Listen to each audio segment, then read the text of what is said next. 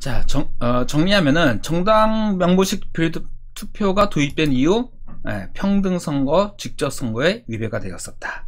이렇게 기억해 놓으시면 되겠습니다. 자, 그러면 본격적으로 이제 다음 선거 제도에 관해서 알아보도록 할게요. 자, 선거구 제도. 한 선거구에서 몇 명을 선출하는가? 자, 그거를 핵심 포인트로 봐야 됩니다. 한 선거구에서. 그래서 소선거구제가 있고, 프린트 보고 있죠? 중대선거구제. 이렇게 두 가지가 크게 나눈단 말이야. 뭐 중선거, 대선거 나눠서 봐도 되고요. 뭐 보통 같이 이렇게 얘기합니다. 중대선거구제. 자, 소선거구제는 한 선거구에서 한 명만 뽑는 거야. 한 명. 선거구 하나에서 한 명. 중대는 2명 이상. 보통 중선거구는 2명에서 한 5명 정도 되겠고요. 그리고 대선거구제는 그 이상 뭐 몇십 명, 수십 명까지 뽑는 게 되겠습니다. 우리나라에서는 중선거구제를 실시하는 게 딱 하나 있어요. 딱 하나 있어. 그건 이따가 이제 우리나라 선거제도를 살펴볼 거고요. 몇십 명씩 뽑는 대선거구제라고 할 수 있는 건 뭐가 있을까요? 아까 얘기한 비례투표 같은 경우가 전국 단위로 해가지고 몇십 명씩 뽑는 것이죠. 그죠? 자, 지금 여기 보게 되면 여기 지금 일산 지역이에요. 일산 지역. 그래서 지금 보면 일산 서구, 동구, 덕양구 이렇게 해가지고 일산시가 이제 이렇게 이루어지는 거죠. 그쵸? 그 시가 있고 그 아래 구가 있고. 자, 그 다음. 자, 근데 각 구마다 만일 소선거구제로 대표를 뽑을 경우에는 몇 명이 뽑힐까요? 몇 명? 3명이 뽑히는 거야. 선거구가 3개고 거기서 국회의원 1명씩 뽑으니까 3명이 되겠지. 즉 선거구 3개, 대표 3개. 자, 근데 질문을 바꿔볼게요. 근데 이 선거구마다 중선거구제로 3인을 뽑게 된다 칩시다. 3인을 뽑게 돼. 그러면은 총 선거구는 몇 개고 대표는 몇 명이 됩니까? 자, 생각해보세요. 네, 선거구 3개, 각 선거구에서 일산 서구 3명, 동구 3명, 덕양구 3명 하니까 총 9명이 되겠지. 9명이 되겠지. 자, 개념을 이해하겠어요? 한 선거구에서 몇 명을 뽑느냐에 따라서 소선거구냐, 중선거구냐, 대선거구냐 이렇게 나뉜다는 겁니다. 자, 그 다음 것도 볼게요. 그 다음 대표 결정 방식인데요. 그러니까 두 가지 이제 분류. 앞에는 이제 선거구 크기, 그리고 대표 결정 방식인데, 다수 대표제가 있고 소수 대표제가 있어요. 다수 대표제란 건 뭐냐면은 제일 많은 사람을 대표하는 거야. 그래서 최다 득표자 1명만 당선되는 겁니다. 즉 여러 번 반장선거로 생각하면은 지금 반장선거, 부반장 따로따로 하지, 그치? 그래서 누가 반장이 돼요? 최다 득표자 1명만 되잖아. 최다 득표자 1명. 하지만 옛날에는 어떤 식으로 했었냐면은 그냥 임원 선거라고 하고서는 1등이 반장했었고 2등은 부반장했었단 말이야. 자, 그런 경우는 지금 소수 대표제가 되는 거야. 그렇게 2사람 이상을 뽑게 되면, 득표 순서대로 2사람 이상 뽑게 되면 소수 대표제. 자, 다수 대표제, 소수 대표제 있다는 거 좀 기억하시고요. 자, 이것은 다시 아까 그 그림을 한번 볼게요. 지금 현재 여길 더 나눠놨어요. 지금은. 자, 왜 덕양구를 더 나눠놨느냐? 인구수에 따라서 나눈 거야. 아까 선거구 법정주의. 선거구는 국회에서 법률로 정한다고 그랬지. 그지? 왜? 표의 가치를 동등하게 하기 위해서. 즉, 인구수 비례해서 보니까 이렇게 나눠 놓는 것이, 이렇게 4개로 나눠 놓는 것이 가장 공평하다 본 겁니다. 그래서 고양시에는, 아까 일산시가 아니었죠. 고양시였지. 고양시에는 갑, 을, 병, 정 4개의 선거구가 있는 거예요. 자, 이렇게 해놨는데, 자, 그러면 다수 대표제로 선출할 시에는 다시 또 선거구와 대표수는 어떻게 될까요? 다수 대표제.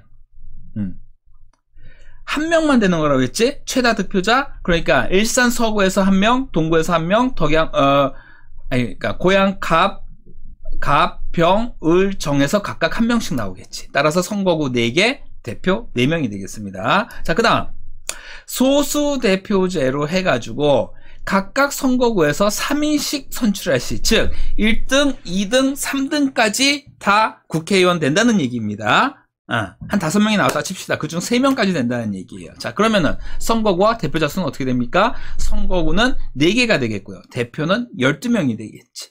자, 그렇기 때문에 아까와 연결시키자고 한다면 다수 대표제는 항상 소선거구제, 선거구 제도에서는 소선거구제랑 연결됩니다.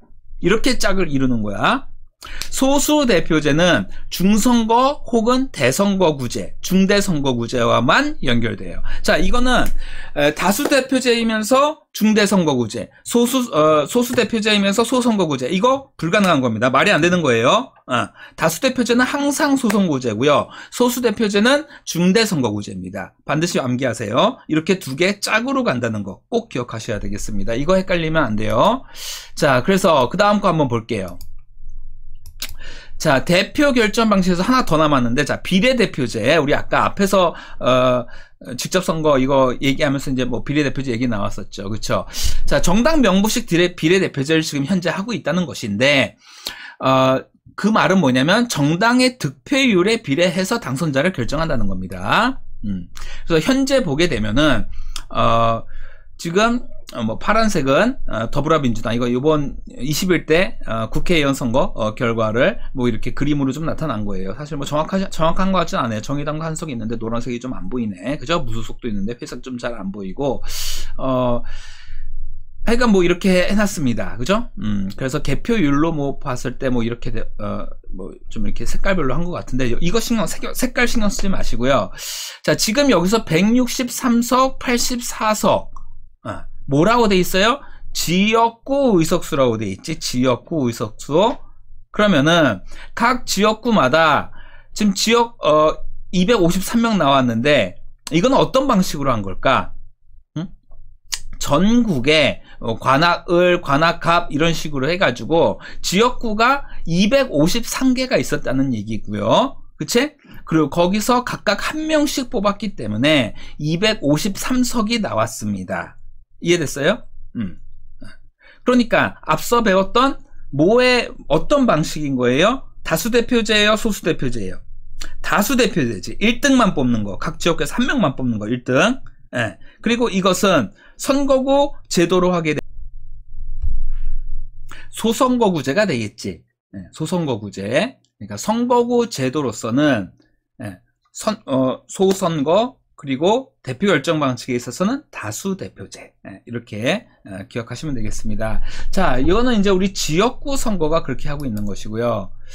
자, 그래서 선거구 수는 253, 대표는 역시 국회의원 253명을 뽑았어요. 그쵸? 자, 그 다음 만일 이제 이 비례대표를 보겠어요. 이게 지금 21대 비례대표 현황인데, 쭈르륵 미래한국당 19석 나왔고요. 더불어시민당 17석 나왔고, 요번엔 약간 좀 특이했어요. 위성정당이 나왔죠. 아마 저번에도 얘기했지만은 이 제도는 다음 선거에서는 아마 보기 어려울 것 같습니다. 좀 부작용이 많았어요. 자, 정의당, 국민의당, 열린민주당 이렇게 나왔는데, 자, 이 경우에는 몇 명일까요? 선거구는 전국이 하나인 거예요. 왜? 전국이 다 동일하게 미래한국당, 더불어시민당, 정의당, 국민의당, 뭐 열린민주당 이런 식으로 해가지고 같은 표를 받아서 한 거거든. 그러니까는 투표한 장소는 다 다르지만 A라는 선거구에 했었고 B라는 선거구에 했었고 관악갑에서 했었고 관악을에서 선거했었지만은 이 표는 따로 모아서 전국적으로 집계한다는 얘기야. 전국 통계를 내서 그 득표율에 비례해서 정당에 나눠준다는 얘기잖아. 그치? 그렇기 때문에 요 전국에서 지금 몇 명을 뽑아요? 총 47명. 그치? 47명 비례대표. 선거구는 하나. 그럼 하나의 선거구에서 47명을 뽑으니까는 이거는 뭐예요? 선거구제로 보게 되면 대선거구제가 되는 거야. 대선거구제. 하나의 선거구에서 수십 명 뽑는 거. 대선거구제가 되겠고요. 그리고 대표 결정 방식에서는 뭐가 되겠습니까? 대표 결정 방식.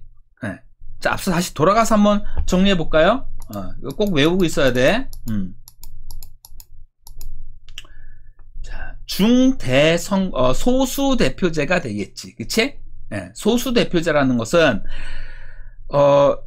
다수만을 갖다가 대표하는 것이 아니라, 소수의 의견도 대표할 수 있다는 이런 뜻인 거야. 소수의 의견도 대표할 수 있다. 그렇기 때문에 득표순으로 여러 사람을 갖다가 당선시키게 되면은, 소수의 의견도 반영이 그만큼 많이 되겠지. 그치? 예, 그래서 소수 대표제는, 선거구에 있어서는 중대선거구제와 같은 것이다. 이렇게 유치한다. 다시 보면 되겠고요. 자, 이해가 됐어요? 자, 이거 꼭 잘 기억하시고, 다시 한번 앞으로 가서 보겠습니다. 지금 앞에서는 더불어민주당이었는데 왜 또 더불어시민당, 미래통합당이었는데 미래한국당이 됐었냐. 그러니까는 이번 선거만 좀 예외적인 거예요. 원래는 그냥 자기 정당 갖고 나오는데 이번에는 소수 정당을 배려하는 그런 투표 방식이 결정돼 가지고 사실은 뭐 미래한국당은 미래통합당이고 더불어시민당은 민주당이죠, 그렇죠? 근데 이제 이름을 그렇게 바꿔서 위성정당으로 나왔었습니다. 그래서 이번에 이제 선거 결과가 이렇게 됐었고요. 자, 그 다음 볼게요. 자, 그러면 지역구 및 비례대표의 선거구 제도는 무엇이냐? 아까 방금 얘기했었죠? 지역구는 소선거구제고요, 그치? 비례대표는 대선거구제가 되겠습니다. 지역구는 한 명만 뽑는 소선거, 비례대표는 수십 명씩 하나의 선거구에서 나오는 대선거, 이렇게 되겠지. 자, 그 다음 지역구 및 비례대표를 합한 그럼 선거구 수는 어떻게 될까요? 두 개 합하면 되겠지? 그죠? 선거구 총 254개였습니다. 따라서 이번 국회의원 선거에 총 선거구 수는 몇 개였냐 하게 되면은 254개가 되겠지. 예? 지역구 253에다가 비례대표 하나를 더한 254. 자, 조금 더 한번 그러면은 응용해서 한번 또 다른 식으로 한번 다른 질문 한번 볼까요? 자, 만일 대통령 선거의 경우에는 선거구 수는 몇 개일까요? 대통령 선거는 생각해봐. 몇 개일까? 대통령 선거는 우리 가면은 우리 각 지역에서 다 가서 투표하잖아. 대통령 선거, 그지? 여러분이 착각하면 안 되는 게 투표소 수는 지금 상관없는 거야. 투표소는 하나의 지역구에도 엄청나게 많아요. 엄청나게 많단 말이야. 그러니까 투표소 수는 전혀 중요한 게 아니고요. 선거구의 개념을 확실히 이해해야 된다는 얘기예요. 선생님 말은 한계지, 그지? 전국에서 대통령 한 명을 뽑아. 한 명을. 그러면은 이거는 선거구 제도로 보게 되면 어떤 겁니까? 소선거구야, 대선거구야, 중선거구야, 뭐야? 소선거구가 되겠지. 전국이 하나의 선거구고요. 여기서 1등 하는 사람만 한 명만 대통령으로 뽑는 겁니다. 그래서 선거구 수는 한 개가 되겠어요. 그리고 소선거구제가 되겠습니다. 자, 다시 한번 정리해 볼게요. 다수 대표 선거구 제도와 대표 결정 방식에 따라서 이렇게 연결되는 개념이라는 거 좀 기억하시고요. 다수 대표제는 최다 득표자 한 사람만 당선돼서 소선거구제와 결합하고, 소수 대표제는 득표 순으로 2인 이상 당선돼서 중대 선거구제와 결합된다는 거. 자, 이렇게 그러면 소선거, 중선거, 대선거 이렇게 세 개로 나누어서 그 다음 내용 좀 볼게요. 역시 다수, 소수, 비례대표제.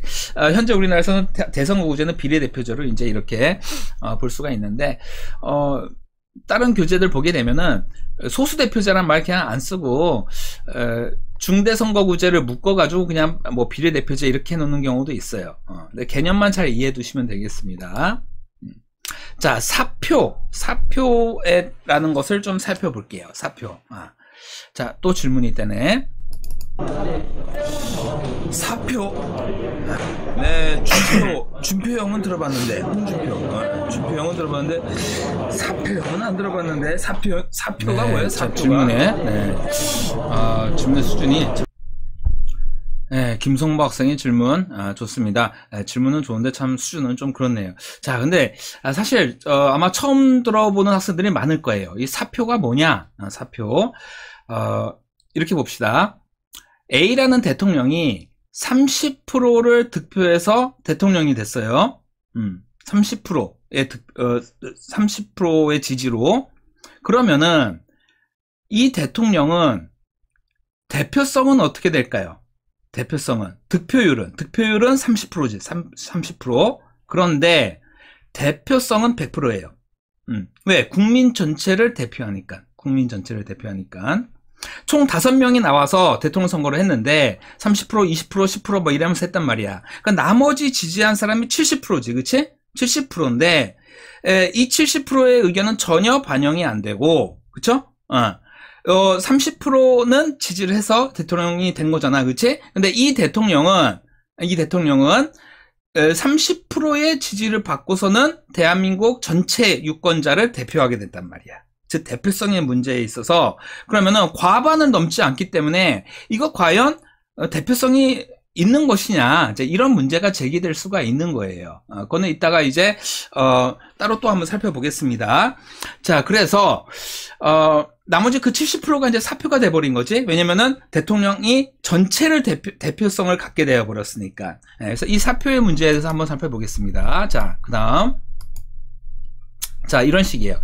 소선거구제는 지금 얘기했듯이 30%만 득표하고도 대표가 될 수 있어. 그래서 실제 대표성은 30%밖에 안 된다는 얘기야. 이렇게 보면은 대표성이 30%밖에 안 돼. 즉 지금 여기서의 대표성은 대표성의 크기라고 하는 것은 지금 득표율이라고 보면 돼. 득표율. 내가 득표율을 갖다가 여기서 지금 30% 했다는 거야. 그럼 나머지 지지한 사람들의 표는 반영이 안 됐다는 얘기죠.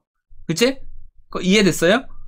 여기서 나온 사람이 전체를 대표하기 때문에, 관악갑이라고 치면은 관악갑의 A라는 의원이 30%로 국회의원이 됐습니다. 그러면은 관악을 전체를 대표하는 사람이 된 거예요. 그죠? 그러니까 나머지를 다른 여러 사람들을 지지했던 사람들은 나 저 사람 지지 안 했는데 그럼에도 불구하고 지금 우리 대의제잖아. 대의제. 그렇기 때문에 지금 뽑힌 사람이 내가 뽑은 사람은 아니지만은 나를 대표하게 돼버린 겁니다. 자, 그 얘기인 거야. 자, 좀 이해됐어요? 자, 그 다음. 자, 중선거구제는 그러면은 아까 소수 대표제와 연결된다고 했었고, 한 지역에서, 그러니까 한 선거구에서 몇 명 뽑는다고 그랬어. 뭐 2명부터 5명 막 이렇게 뽑는다고 그랬지. 순서대로 뽑으니까는 그 사람들이 전부 다 그 지역의 대표가 되는 거, 그 선거구의 대표가 되는 겁니다. 그만큼 유권자들의 표가 더 많이 반영된 거죠. 그쵸? 그러니까 사표는 그만큼 줄어들었다 볼 수 있는 거예요. 자, 대선거구제인 비례대표 보게 되면은 이거는 득표율에 따라서 배분해 준다고 했었지. 그치? 우리나라에서는 3% 이제 미만의 정당에 대해서는 배분을 안 하지만은 가령 뭐 45% A 정당의 45%, B 정당의 35% 이렇게 했었다. 그러면은 전체 100명이라고 친다면 100명 중에 45석을 주는 거고 35석을 B당에 주는 거야. 그렇기 때문에 사표가 거의 없습니다. 거의 다 반영됐다고 보는 것이죠. 자, 이 사표와 대표성의 문제 이해했어요? 자, 다시 한번 살펴보겠습니다. 자, 그래서 지금 대표성의 문제가 발생에 대해서 얘기했는데요. 소선거구제 같은 경우에 보면은 대표의 역설의 문제가 발생합니다. 뭐냐면 지금 뽑힌 사람이 우리의 대표여야 된다고 한다면 보통 과반은 넘어야지 우리의 의견을 대변한다 이렇게 볼 수 있겠죠. 근데 실제로는 30% 혹은 뭐 20% 또 10% 5%만 가지고도 대표가 될 수 있어요. 그러면은 지지받은 거는 뭐 5%밖에 안 되는데 결과적으로는 대의제 하에서 100%를 대표해버리는 게 되겠지. 그치? 그 사람이 그 선거구를 대표하는 한 사람이 돼버렸으니까. 이해됐죠? 이 대표성의 문제가 대표의 역설 문제가 발생할 수 있다는 겁니다. 자, 그리고 그 얘기를 좀 다른 식으로 얘기해 보면은 지금 그 지역에 한 5% 갖고 대표가 된 사람은 어떻게 됐어요? 과하게 대표성을 지녀버린 거야. 실제 국민의 실제 선거구의 지지에 비해서 과하게 대표가 돼버린 거야. 과하게. 그렇죠? 그리고 거꾸로 여기서 당선이 안 된 사람, 혹은 당선이 안 된 뭐 정당은 실제로는 한 뭐 몇 프로의 지지를 얻었지만은 하나도 반영이 안 됐지. 국회의원이 안 됐으니까, 그지? 그러니까 과소 대표가 돼 버렸습니다. 적게 대표성을 너무 적게 됐다는 거야. 그러니까 국민의 의견이 100% 그대로 반영되면 가장 좋은 거지만 그게 대의제에서는 잘 안 된단 말이야. 과하게 대표된다든지 과소 대표된다든지. 자, 그래서 그것은 결국에 득표율과 의석률의 불일치 하기 때문에 그렇게 나타난다라는 거죠. 그 이유는 득표한 것과 의석률. 따라서 자, 아까 30%의 지지를 받고 대통령이 된 사람이 있다고 쳐봅시다. 대통령이 된 분이 있다고 쳐. 득표율은 몇 프로예요? 득표율은 30%야. 그치? 득표율은 30%. 의석률은 어떻게 될까? 대통령 딱 한 자리밖에 없지? 100%지. 그치? 득표율은 30%, 의석률은 100%. 이렇게 된 거야. 자, 마찬가지로 지역구에서도 그렇게 생각할 수가 있습니다. 관악갑에서 25%로 해서 당선이 됐어, 국회의원. 소선거구제야. 그러면은 득표율은 25%, 의석률은 100%. 혼자서 다 한 거니까. 한 명만 되니까. 그치? 그러면은 그 사람은, 그 국회의원은 과대 대표됐어요? 과소 대표됐어요? 과대 대표가 된 거지. 그치? 50%도 안 넘기 때문에 이 사람이 우리의 대표라고 보기에는 30만의 지지만 갖고 대표가 됐단 말이야. 그러니까는 뭔가 좀 문제가 있죠, 사실. 대표라고 한다면 50% 넘어야 되니까. 그래서 대표의 역설 문제가 발생한다. 이 얘기가 되겠습니다. 중선거구제는 한 2명에서 5명까지도 뽑으니까는 뽑힌 사람, 나온 사람이 총 5명, A, B, C, D, E까지 나왔고, 그 중에 A, B, C가 당선이 됐어. 그래서, 그러면은, 이 세 사람이 합한 득표율과 의석률은 차이가, 아까 소선거구제보다는 더 적겠죠. 그치?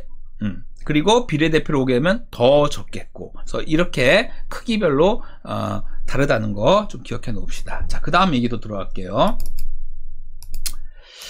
자, 그래서 소선거구제는, 우리 프린트 보세요, 프린트. 지금 얘기했던 대표의 역설 문제가 발생을 해요. 그래서 그거를 해결하고자, 절대다수 대표제를 시행하기도 합니다. 절대다수 대표제를.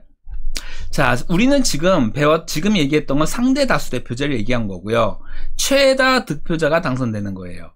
이걸 하는 이유가 뭐냐면 선거 비용이나 이런 게 만만치 않게 어마어마하게 들거든요. 어마어마하게 들어요. 그래서 한 번에 쉽고 빠르게 결정할 수 있습니다. 그렇죠? 자, 이런 게 장점이기 때문에 최다 득표자 1명만 뽑는 상대다수 대표제를 많이 시행을 해요. 우리나라는 지역구는 전부 다 하나만 딱 빼고는 상대다수 대표제를 시행하고 있습니다. 그 지방선거에서 지방의회 의원을 뽑는 지역선거. 그러니까는 가령 관악으로 치자면 관악구 의원을 뽑는 데 있어서도 비례투표가 있고 지역구 선거가 있거든요. 2개가 있어. 그럼 비례대표는 정당을 뽑는 것이고 지역구는 그 인물을 뽑는 거지. 그치? 근데 지역선거에서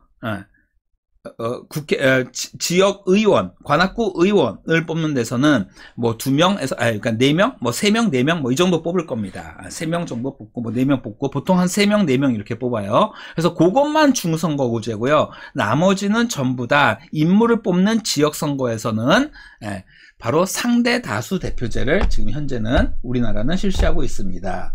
이따가 다시 한번 볼게요. 자, 근데 이것은 바로 지금 얘기했던 대표 역설 문제가 발생한단 말이야.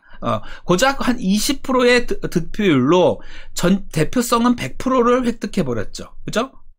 그래서 그런 문제를 해결하고자 절대다수 대표제가 있어요. 이것은 과반 이상을 무조건 50%가 넘어야 돼. 넘어야 돼. 그렇기 때문에 프랑스 같은 데서 하는 게 바로 결선 투표제예요. 결선 투표제. 자, 처음 1차 선거에서 A 후보가 40% 나오고 B 후보가 30% 나왔고요. C 후보가 25% 나왔어. 25%. 5%는 또 무소속 뽑았다고 칩시다. 자, 그러면은 그렇게 A, B, C가 있는데 그러면 누구도 당선이 안 된 거예요. 50%가 안 넘었으니까. 그러면은 1등과 2등만 다시 한번 선거를 해요. 다시 한번. 그게 바로 결선 투표제라는 거야. 결선 투표제. 그러면 A와 B만 남겠지. A가 처음에는 40%였지, 그지? 예. 그리고 B가 30%였지, 그지? 그러면 그대로만 간다면 A가 유리해.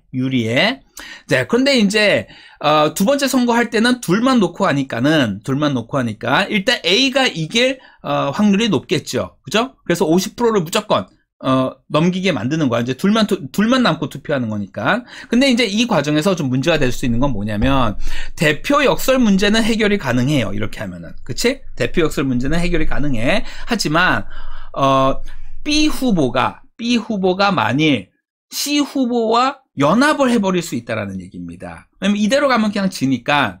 근데, B 후보와 C 후보는, 색깔이 비슷하다고 칩시다. 색깔이 비슷하다고, 정책도 비슷하고, 뭐 지향하는 바도 좀 비슷하고. 그런데 갑자기 이제 C 후보는 이제 더 이상 나올 수가 없으니까 C 후보가 갑자기 B 후보를 갖다가 저는 B 후보를 지지합니다. 여러분 B 후보를 뽑아주세요. 이러고서는 이제 나가버리게 되면은 그럼 어떻게 될까요? 그러면은 결선 투표에서는 뒤집힐 가능성이 많아요. A 후보가 안 되고 B가 될 수 있는 가능성이 많아. 네. 자, 바로 이런 문제, 이런 걸 이제 선거연합이라고 하는데요. 이런 선거연합의 문제가 발생할 수 있다라는 것도 꼭 좀 기억하셔야겠습니다. 자, 우리나라는 상대 다수 대표제를 계속 전부 다 시행하고 있다고 얘기했었고요. 자, 한번 볼게요. 이 문제. 이 표를 한번 보시겠습니다. 자, 선거구가 3개가 있는 거야. 갑이 있고, 을이 있고, 병이 있어. 자, 정당은 A 정당이 있고, B 정당이 있고, C 정당이 있습니다. 그래서 A 정당에서 후보가 나왔고요. B 정당 후보가 나왔고, C 정당 후보가 나왔어. 자, 투표를 했는데, 갑구에서는 지금 전체, 갑구의 전체 유권자가 몇 명인지 알 수 있어요? 이것만 갖고 몰라. 이걸 갖고 모르는 거야. 네, 지금 몇 표가 나왔냐, 이것만 갖고 얘기하는 거거든? 이거는 그러니까 그 유권자 수 전체가 아닌 거야. 그냥 나와서 투표한 사람들만 얘기하고 있는 거예요, 지금. 그 중에서도 기권도 빼고 뭐 무효표 이런 것도 다 빼고. 그래서 A당 후보가 갑선국에서는 60, 50, 40, B 후보 40, C 후보 40 이렇게 나왔고. 그러니까 누가 당선됐어? A 후보가 됐지. 이거 지금 상대 다수 대표제야. A 후보가 됐지. 을은 40, 을구에서는 A 정당 후보가 40, B 정당 후보가 100, C 정당 후보가 60 나와서 B가 됐고요. 그 다음은 40, 30, 30 해서 A 후보가 됐어요. 자, 결과적으로 A 정당이 2명의 후보가 당선됐고요. B가 1명 됐지. 그치? 자, 상대 다수 대표제고. 자, 문제점. 어떤 문제가 있을까요? 지금 이렇게 했을 때. 볼까요? 자, 등가성 문제가 발생했습니다. 표의 등가성. 왜? 지금 A 정당은 2명이 됐는데 이 표를 합해 보세요. 표를 합해봐. 이제 실제 이제 참여한 사람들, 선거에 참여한 사람 합해 보게 되면은 여기는 180. 이 180이 지지받았지. B 정당은 180, C 정당은 130, A 정당은 140. 그래서 결과적으로 B 정당이 가장 커요. 그치? 지지받은 것은. 선거구를 빼놓고 보게 되면은 가장 크다는 거죠. 그쵸? 그런데 후보는 A당 후보가 제일 많이 됐어. 따라서 지금 A 후보는 갑을 몇 프로 대표합니까? 100% 대표하지요. 의석 하나니까 100% 대표해. 근데 득표율은 어떻게 돼요? 득표율은 50%가 안 넘죠? 60표, 90표, 60표, 그러니까 한 60%, 그러니까 안 되잖아, 그치? 50%가 안 되잖아, 그치? 을구는 어때요? B 후보가 됐는데 B 후보는 정확히 50%가 됐네. 득표율이. 득표율 50% 갖고 전체를 100%를 대표하게 된 겁니다. 100%. 대표성을 이렇게 한 거야. 의석률 따라서 100%지. 하나의 의석이 있으니까. 자, 그 다음, 병은 어떻게 돼요? 병 지역구는 40, 30, 30이니까 A 후보가 40% 갖고 지금 득표율 40으로 의석 하나밖에 없는 하나의 자리를 차지했으니까 100%의 의석률을 차지한 거죠. 대표성도 100%를 차지한 거고요. 그지? 그러니까 여기서 60%의 괴리가 있는 거고 60%는 사표가 돼버린 거지. 그치? 즉 여기서는 50표 40표가 사표가 됐고요. 갑에서는 을에서는 40표 60표 100표가 사표가 됐고 병에서는 30표 30표 60표가 사표가 된 거야. 그치? 그렇기 때문에 각각 1인당 지금 여기 있는 모든 사람들의 한 표의 가치가 동등했냐? 안 됐다는 거야. 왜? 반영이 사표가 발생했기 때문에 동등하게 반영이 안 됐다는 얘기가 되겠지. 그지? 자, 그래서 그 이유는 득표율과 의석률이 불일치한다. A는 결과적으로 과대 대표가 됐고요. 그쵸? A 정당의 대표는 과대 대표가 됐고 BC 정당은 과소 대표가 된 겁니다. 실제 그러니까 실제 득표율에 비해서. 자, 여기가 무지 어려워질 수가 있어요. 시험 문제가. 무지. 득표수, 의석수, 득표율, 의석률, 그 다음에 대표성 이렇게 쭉 차트 하나 크게 그려놓고 문제 만들면은 상당히 골치 아픈 어려운 문제가 될 수 있습니다. 이런 문제 이거는 이제 우리 오프라인 때 제가 좀 풀어줄게요. 몇 개 문제를 이거는 반드시 문제를 계속 풀어서 좀 연습을 해야 되는 부분이 되겠습니다. 자, 좀 내용이 조금 헷갈리죠, 그쵸? 저도 온라인으로 하려니까 막상 이게 참 이상하게 아직도 자연스럽지가 않아요. 그러니까 내가 선생님이 핵심적으로 요거야 하고 이렇게 좀 얘기해 주려고 하는 게 여러분 얼굴을 안 보니까 김성보 학생이 물론 있긴 하지만 여러분 얼굴을 안 보고 하니까는 좀 잘 안 돼요. 요 좀 이렇게 까다로운 부분은 문제풀이 오프라인에서 문제풀이 하면서 보겠습니다. 자, 일단 지금 이번 1부 그 20강의 1부는 여기서 하고요. 그 2부에서 더 이어서 선거제도 계속 하도록 하겠습니다. 자, 수고하셨습니다.